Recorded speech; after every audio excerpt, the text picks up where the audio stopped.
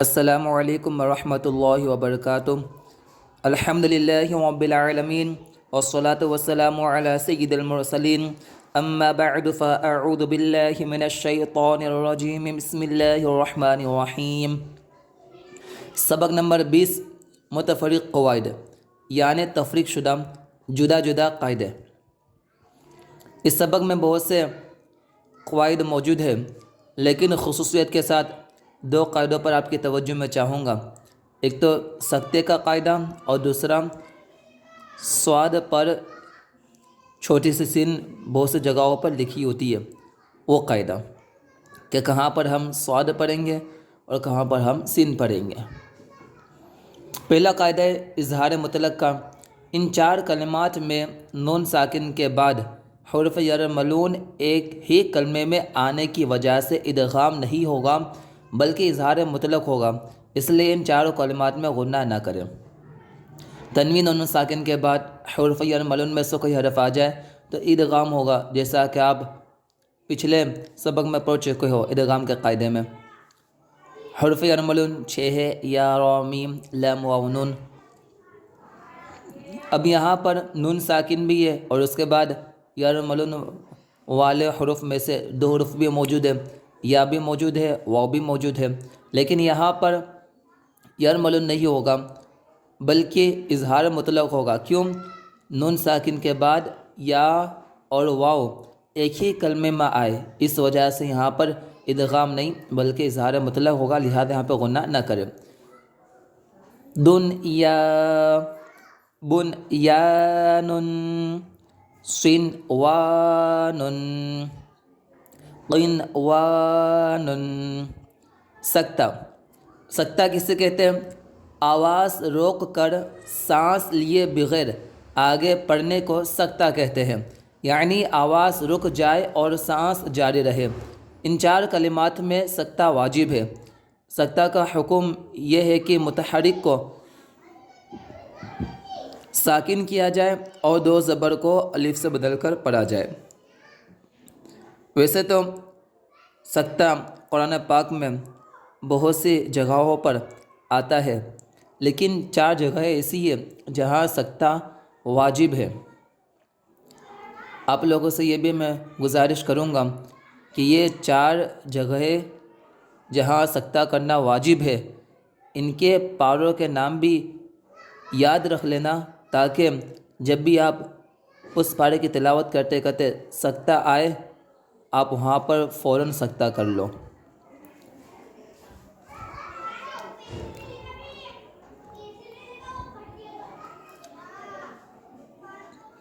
پہلا ہے 29ویں پارے میں وَقِيلَ مَنْ رَاقٍ۔ یہاں پر ہم رک جائیں گے لیکن سانس نہیں توڑیں گے۔ ایک ہے سکتہ 30ویں پارے میں کَلَّا بَلْ رَانَ۔ پھر یہ 23واں پارہ سورہ یاسین میں، اور سورہ یاسین کی ماشاءاللہ بہت سے لوگ روزانہ تلاوت کرنے کے عادی ہوتے ہیں، کیونکہ کرنی بھی چاہیے، اس لیے کہ فرمایا گیا کہ جو شخص سورہ یاسین کی تلاوت سے دن کا آغاز کرتا ہے اللہ تبارک و تعالیٰ دن بھر اس کے کاموں میں آسانی عطا فرماتا ہے۔ تو خیر سورہ یاسین کی تلاوت تو ہم بارہا کرتے ہی رہتے ہیں، تو یہاں پر خاص کر کے جب بھی سکتہ آ جائے تو فوراً سکتہ کیجیے، کیونکہ یہاں پہ سکتہ کرنا واجب ہے۔ مِن مَرْقَدِنَا هَذَا۔ پھر ایک ہے 15واں پارہ سورۃ الکہف، جو ماشاءاللہ ہر جمعہ کو جمعہ سے پہلے پڑھی جاتی ہے، بہت سے لوگ پڑھتے ہیں، اس کی تلاوت کرتے ہیں، اس کی فضیلتیں بھی اپنے جگہ پر ہے، بہت سی فضیلتوں کا یہ حامل ہے۔ عِوَجًا قَيِّمًا۔ اب قرآن پاک میں چار کلمات صاد سے لکھے جاتے ہیں، اور صاد پر باریک یعنی چھوٹی سی سین بھی لکھی ہوتی ہے۔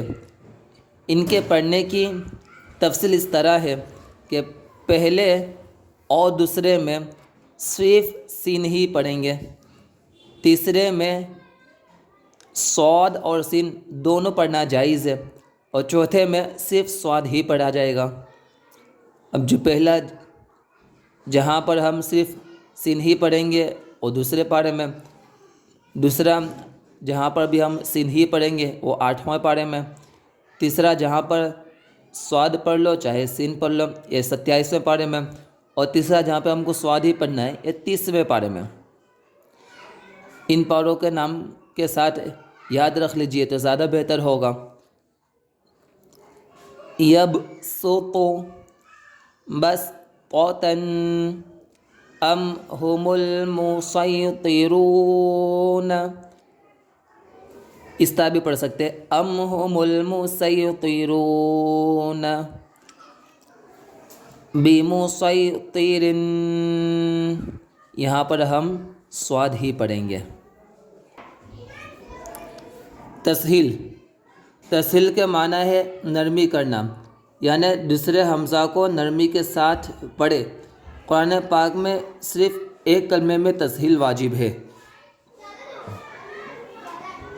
یہ تسہیل اعجمی وعربی،